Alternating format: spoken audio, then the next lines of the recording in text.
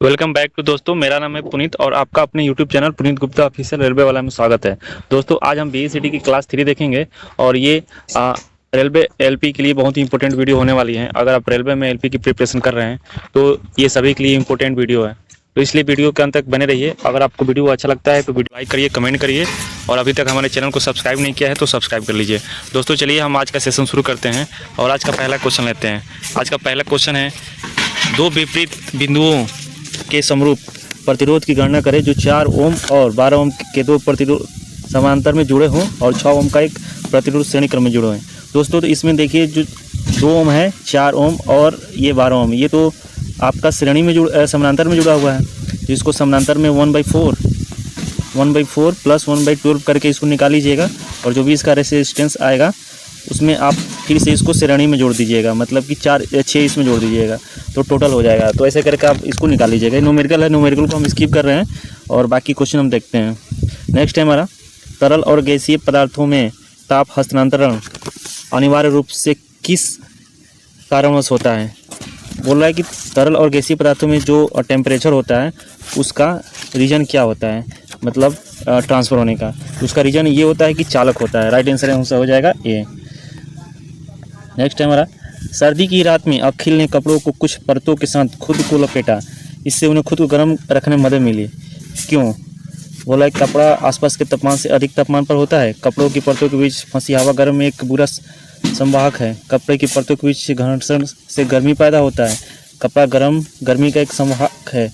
इसका right answer हो जाएगा बी। कपड़े की परतों के बीच फंसी हवा गर्म का एक बुरा संवाहक है, क्योंकि इसके अंदर जो होती है एक लेयर हो जाती है जिससे अंदर जो बाहरी हवा है अंदर नहीं हो पाती है, जिसकी वजह से जो अंदर वाली आवरण है वो गर्म होती है। इसलिए इसका राइट आंसर हो जाएगा बी। नेक्स्ट, जल का क्वथनांक उच्च तंगुता पर किस कारण से घट जाता है। जो हमारे जल का क्वथनांक है जब उच्च तंगुता होती है तो वो किस कारण से घट जाती है। तो निम्न दाब जब लो एटमॉस्फेरिक प्रेशर होता है तो हमारा जल का क्वथनांक क्या होता है, घट जाता है।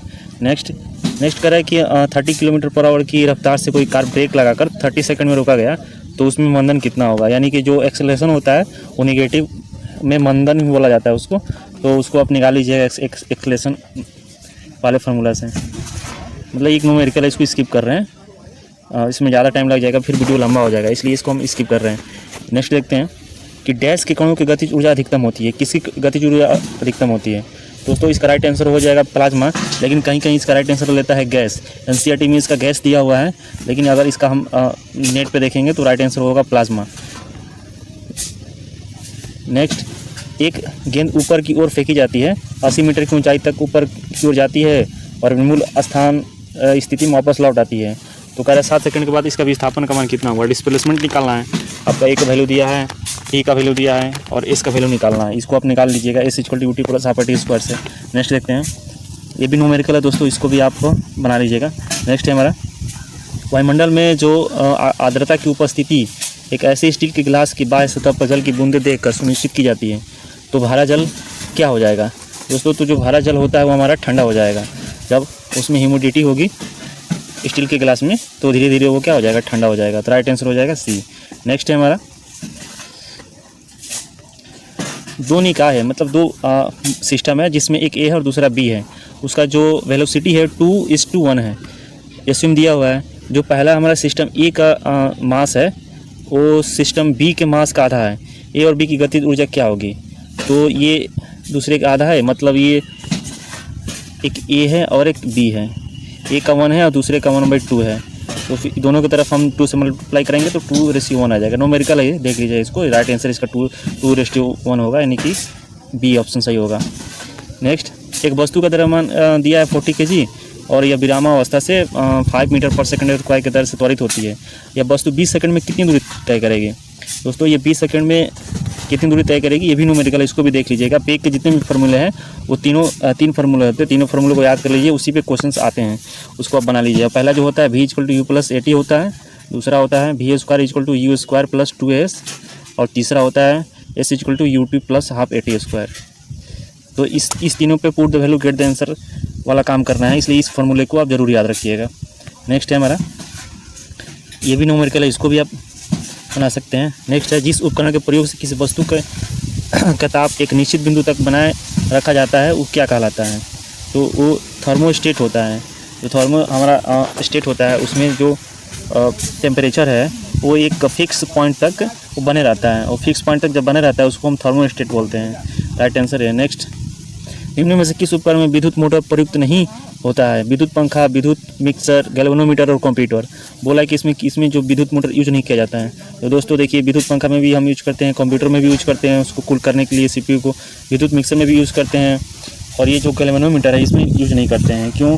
क्योंकि ये तो आपका गैल्वेनोमीटर के यूज हम करते हैं धारा को मापने के लिए, इसलिए इसका जो राइट आंसर हो जाएगा D होगा। तीनों सही है, गलत है, गलत ही हमको चूज करना है। ओके, नेक्स्ट है, समापन रेखा को पार करने के बाद भी एक धावक भागना जारी क्यों रखता है? मतलब कि अगर जो धावक होते हैं वो जब दौड़ते हैं तो दौड़ने के बाद भी वो थोड़ा रनिंग करते हैं, वो इसलिए रनिंग करते हैं क्योंकि अपना जो वो जड़त्व है उसको बनाए रखें, ताकि उनके बॉडी पे कोई इफेक्ट ना है, वो गिरे नहीं। तो इसलिए इसका राइट आंसर हो जाएगा गति की जड़त्व को उससे आगे बढ़ाती है, इसका B हो जाएगा राइट आंसर। नेक्स्ट है, विद्युत धारा को डैश का प्रवाह माना जाता है? विद्युत धारा का किसका प्रवाह माना जाता है? विद्युत धारा, तो ये जो धारा होती है ना, ये इलेक्ट्रॉन्स का फ्लो होता है। तो जो इलेक्ट्रॉन्स का फ्लो होता है, मान के चलिए इलेक्ट्रॉन्स का फ्लो अगर इस वायर में ऐसे हो रहा है तो इसका एग्जैक्ट जो प्रवाह माना जाएगा वो इधर से माना जाएगा। मतलब फ्लो होगा इधर से, इलेक्ट्रॉन्स इधर से इधर जाएंगे, लेकिन इसका जो करंट जाएगा वो आपको इधर से इधर जाएगा। इसलिए इसका जो आवेश होता है, मतलब ये माइनस से प्लस की ओर जाएगा तो प्लस वाला भी माइनस की तरफ जाएगा, इसलिए इसका राइट आंसर क्या हो जाएगा? C। ओके, नेक्स्ट है हमारा, निम्नलिखित में से कौन धारा के तापीय प्रवाह पर आधारित नहीं होता है? तो धारा के तापीय प्रवाह कौन से इसमें आधारित नहीं होता है? विद्युत बल्ब होता है, विद्युत इस्त्री होता है, विद्युत उष्मक भी होता है, ये माइक्रोवेव नहीं होता है। तो इसलिए इसका राइट आंसर क्या हो जाएगा? इसका राइट आंसर हो जाएगा D। नेक्स्ट है हमारा, ये न्यूमेरिकल से, इसको आप देख लीजिए दोस्तों, ये भी न्यूमेरिकल है। और उसके बाद ये दिष्ट धारा, दिष्ट धारा क्या होती है? DC को दिष्ट धारा, डायरेक्ट करंट को हम बोलते हैं दिष्ट धारा, और अल्टरनेटिव करंट को AC को बोलते हैं, AC को बोलते हैं हम लोग प्रतिवर्ती धारा अल्टरनेटिव करंट, और DC को बोलते हो डायरेक्ट करंट यानी कि दिष्ट धारा। ओके, इसमें बोला है कि दिष्ट धारा इसमें कौन सी है? तो इसमें कौन सी है? परिमाण दिशा समय के नियत अंतराल पर परिवर्तित होती है? नहीं होती है। DC तो डायरेक्ट होती है ना, ये DC ऐसे फ्लो करती है, और अल्टरनेटिव होती है जो ये ऐसे फ्लो करती है, वे में फ्लो करती है, तो ये नहीं होगा। उसके बाद धारा की परिमाण के साथ नियंत्रण परिवर्तित होती है, ये भी नहीं होगा। परिमाण और दिशा समान होते हैं, हाँ इसमें दोनों समान होते हैं DC में, इसलिए इसका राइट आंसर क्या हो जाएगा? C। नेक्स्ट, किसी असंतुलन बल द्वारा किस पिंड में उत्पन्न त्वरण होता है? तो किसी असंतुलित बल द्वारा जो त्वरण उत्पन्न होता है वो हमारा बल के अनुक्रमानुपाती होता है, यानी कि जो हमारा ये फॉर्मूला होता है F=ma है, वो हमारा डायरेक्टली प्रोपोर्शनल किसके होता है? त्वरण के। यही पूछ रहा है कि किसके प्रोपोर्शनल होता है? तो त्वरण के प्रोपोर्शनल होता है, त्वरण बल के होता है और बल त्वरण के होता है। राइट आंसर इसका हो जाएगा C, सॉरी राइट आंसर हो जाएगा इसका B। ओके, बल के अनुक्रमानुपाती होता है। नेक्स्ट, जब एक गेंद को ऊपर की ओर फेंका जाता है तो उसकी कुल ऊर्जा क्या होती है? जब बल्ब जो कोई भी वस्तु को आप ऊपर की ओर फेंकिएगा तो उसकी कुल ऊर्जा जो होती है वो समान होती है। इसका राइट आंसर क्या हो जाएगा? C। नेक्स्ट, केल्विन तापमान सेल्सियस पैमाने और डैश पर तापमान के बराबर होता है, तो किसके बराबर होता है? 273.15। एग्जैक्ट कितना होता है? 1 केल्विन, 1 सेल्सियस केल्विन में, 1 सेल्सियस केल्विन में कितना होता है? 1 डिग्री सेल्सियस बराबर 273.15 केल्विन। राइट आंसर हो जाएगा इसका D। नेक्स्ट, थर्मामीटर में आमतौर पर पारद का प्रयोग किया जाता है। क्यों किया जाता है पारद का प्रयोग? इसलिए किया जाता है कि इसकी जो चालकता होती है वो क्या होती है? उच्च होती है, चालकता इसकी उच्च होती है। इस राइट आंसर हो जाएगा C। परिपथ में श्रृंखला में प्रतिरोधक जुड़े होते हैं, परिपथ के माध्यम से धारा का मान क्या होता है? धारा का मान हमारा समान होता है, धारा का मान समान होता है, धारा का मान इसमें हमारा समान रहेगा। नेक्स्ट, वह गुणधर्म कौन सा जिसके कारण सिरों पर वोल्टता में वृद्धि होने पर विद्युत धारा में गिरावट होती है? और ऋणात्मक प्रतिरोध। नेक्स्ट, एक द्रव्यमान का गोली, ये दोस्तों न्यूमेरिकल है। नेक्स्ट, जब कांच की छड़ रेशम से रगड़ा जाता है तो छड़ क्या होता है? तो जब कांच के छड़ को रेशम से रगड़ा जाता है तो उसमें धनावेशित हो जाता है, जिसकी वजह से वो उसको अट्रैक्ट करता है। तो राइट आंसर क्या हो जाएगा? बी। विद्युत बल्ब रेखाएं खत्म होती हैं। विद्युत बल्ब रेखाएं खत्म होती है धनावेश से शुरू होकर ऋणावेश पर, ऋणावेश से शुरू होकर धनावेश पर। दोस्तों जो हमारा विद्युत बल्ब रेखाएं हैं, यानी जो चुंबक के दो सिर होते हैं, यानी एक नॉर्थ होता है एक साउथ होता है। जैसे मान लीजिए एक प्लस हो गया एक माइनस हो गया, तो प्लस से माइनस की ओर हमेशा जाता है। प्लस से शुरू होता है और माइनस की ओर से जाता है, नॉर्थ से शुरू होता है साउथ की ओर जाता है। राइट आंसर क्या हो जाएगा इसका? राइट आंसर हो जाएगा ए। नेक्स्ट, जब कंप्यूटर के समूहों को एक छोटे से क्षेत्र में बिना टेलीफोन लाइन की सहायता के आपस में जोड़ा जाता है तो इसे क्या कहते हैं? इसे क्या कहते हैं? इसे कहते हैं लैन। इसे क्या कहते हैं? लैन। इसे लैन कहते हैं। राइट आंसर हो जाएगा इसका बी। नेक्स्ट, भूसंपर्क यानी अर्थिंग या ग्राउंडिंग का उद्देश्य क्या होता है? इसका उद्देश्य होता है कि अगर हम घरों में हमारे घरों में जो अर्थिंग किया जाता है या कहीं भी अगर अर्थिंग किया जाता है तो जो एक्स्ट्रा होता है, जो एक्स्ट्रा जो बिजली होती है वो अर्थिंग के द्वारा ज़मीन में अर्थ ग्राउंड हो जाता है। इसलिए भूमि के लिए संभव निम्न प्रतिरोध का प्रदान करता है। इसलिए इसका राइट आंसर क्या हो जाएगा? बी। राइट आंसर इसका बी होगा, बी। निम्नलिखित में कौन वैकल्पिक ऊर्जा का सबसे बड़ा महासागर है? तो वैकल्पिक ऊर्जा का सबसे बड़ा कौन सा है? सौर ऊर्जा है। सबसे ज़्यादा वैकल्पिक ऊर्जा सौर ऊर्जा होता है। किस मौसम में पेंसिल लेड कठोर हो जाती है? तो किस में कठोर हो जाती है? सर्दियों में कठोर हो जाती है। वायु दाब के मापने के लिए किस यंत्र का प्रयोग किया जाता है? वायु दाब को मापने के लिए बैरोमीटर का प्रयोग किया जाता है। झटके लगे व्यक्ति को निम्न में कौन से पदार्थ नहीं पिलाना चाहिए? अगर किसी को अगर बिजली लगता है, झटका लगता है, तो उसको कौन सा पेय पदार्थ इसमें नहीं पिलाना चाहिए? उसको दोस्तों ना पानी पिलाना चाहिए, ना चाय पिलाना चाहिए, ना कॉफ़ी पिलाना चाहिए, किसी प्रकार का पेय पदार्थ नहीं पिलाना चाहिए। इसलिए इसका राइट आंसर क्या हो जाएगा? ये सभी। नेक्स्ट, ड्राइंग बोर्ड के किस भाग पर टी स्क्वायर के हेड का संयोजन किया जाता है? तो जो हमारा ड्राइंग बोर्ड के टी स्क्वायर होता है उसके किस हेड का संयोजन होता है, कहाँ पर किया जाता है? तो जो दोस्त एबोनी होता है, एबोनी टी स्क्वायर एबोनी। जैसे ये ड्राइंग बोर्ड पे कभी ड्राइंग बने होंगे तो देखे होंगे, ड्राइंग बोर्ड होता है, इसके बगल में एक एबोनी निकली होती है। इसी एबोनी में जो हमारा टी स्क्वायर है उसको एडजस्ट किया जाता है। इसलिए इसका राइट आंसर क्या हो जाएगा? सी। कह रहे कि एक सेट स्क्वायर दिया है, इसमें 60 डिग्री और 30 डिग्री का कोण है। तो ये जो ए है बाहर वाला, वो ए का वैल्यू कितना होगा? दोस्तों जो ए का वैल्यू होगा, अगर ये 60 डिग्री है, 30 डिग्री है, मतलब कि 90 डिग्री, ये तो 90 डिग्री हो गया, ये हमारा 90 डिग्री हो गया, ये हमारा 30 डिग्री हो गया, और ये अगर 60 डिग्री है तो दोस्तों हमारा बाहर वाला कितना होगा? 180 डिग्री। क्योंकि हम जानते हैं ये अगर फ्लैट लाइन होती है इससे टोटल 180 डिग्री होता है। तो अगर एक 30 दिया हुआ है तो दूसरा वाला कितना होगा? 120 होगा। ये अगर एक 60 है तो दूसरा वाला 120 होगा। ओके, इसलिए राइट आंसर हो जाएगा ए। टी स्क्वायर से अधिकतम किस प्रकार की रेखा खींची जा सकती है? दोस्तों याद रखेंगे, जो हमारी टी स्क्वायर होती है वो हमेशा क्षैतिज रेखाएँ खींचने के लिए यूज की जाती है। क्षैतिज रेखाएँ खींचने के लिए ही यूज की जाती है। इसलिए इसका राइट आंसर क्या हो जाएगा? डी। ऊर्ध्वाधर कभी भी आप इसको मत लगाइएगा, ऊर्ध्वाधर टी स्क्वायर से नहीं खींच सकते हैं वैसे, लेकिन इसका ड्राइंग बोर्ड में यूज जब हम करते हैं तो क्षैतिज के लिए ही यूज करते हैं। राइट आंसर हो जाएगा डी। समचतुर्भुज के सभी भुजाओं के मध्य बिंदु को मिलाने से बनी आकृति कैसी होती है? तो समचतुर्भुज को आप अगर सभी भुजाओं को मिला देंगे, मान के चलते हैं ये समचतुर्भुज है, अगर आप इसकी सभी भुजाओं को आप मिला देंगे तो ये कौन सी आकृति बन जाएगी? आयत बन जाएगी। कौन सी आकृति बन जाएगी दोस्तों? आयत बन जाएगी। Right answer A. Next,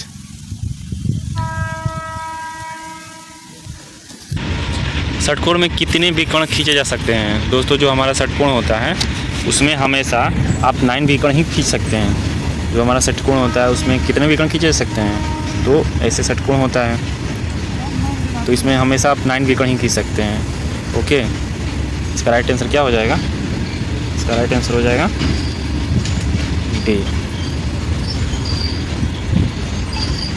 next है हमारा, किसी वृत्त में केंद्र एक हो तथा वृत्त एक से अधिक हो उसे क्या कहते हैं? उसे क्या कहेंगे? उसे संकेंद्रित वृत्त कहेंगे।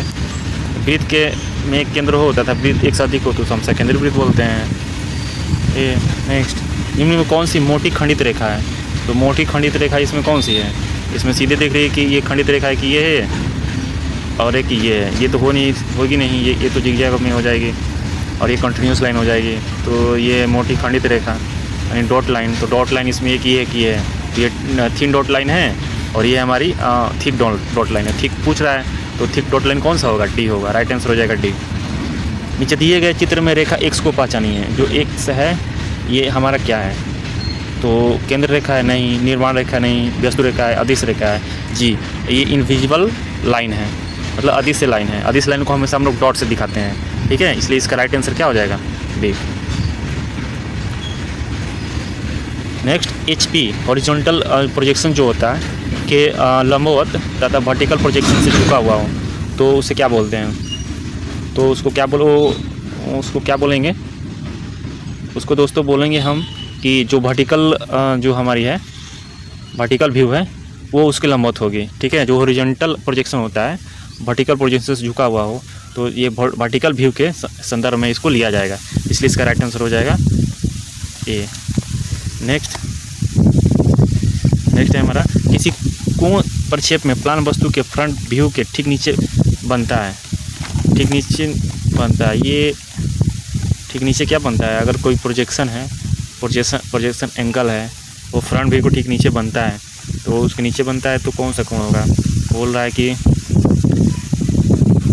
प्रथम कोण प्रक्षेपण होगा, तृतीय कोण प्रक्षेपण होगा, ए और बी दोनों होगा, या इनमें से कोई नहीं होगा दोस्तों, तो प्रथम प्रक्षेप कोण होगा, राइट आंसर हो जाएगा हमारा ए। नेक्स्ट, इस प्रतीक के नाम को पहचानिए। ये जो प्रतीक हुआ इसका क्या नाम है, इसका कुंडलित यंत्र है, गतिशील लौह यंत्र है, कि इलेक्ट्रोमैग्नेटिक इलेक्ट्रोडायनेमिक शंट यंत्र है, गतिशील कुंड यंत्र रेक्टिफायर है, ये हमारा है दोस्तों गतिशील लौह यंत्र है।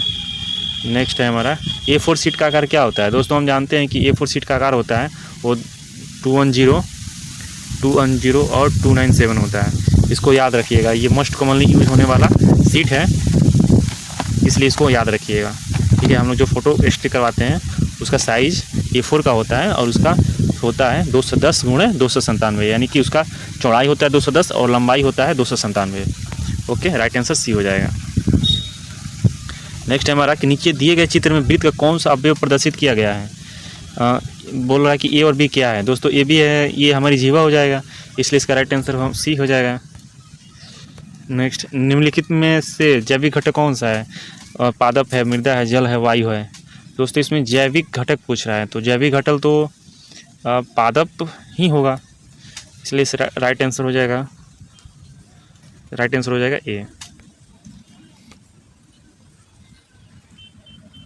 निम्न में से कौन पर्यावरण के लिए हानिकारक होता है। कागज़ है, धातु है, कपड़ा है, प्लास्टिक है। दोस्तों प्लास्टिक हमारे पर्यावरण के लिए क्या होता है, हानिकारक होता है, राइट आंसर हो जाएगा डी। दोस्तों आपको वीडियो कैसा लगा प्लीज़ कमेंट करके बताइए। अगर वीडियो अच्छा लगा है तो लाइक करिए, कमेंट करिए, और आगे हम ऐसे ही सेशन को जारी रखेंगे। अगर कुछ सजेशन देना हो तो आप कमेंट करके सजेशन दे सकते हैं। Thank you.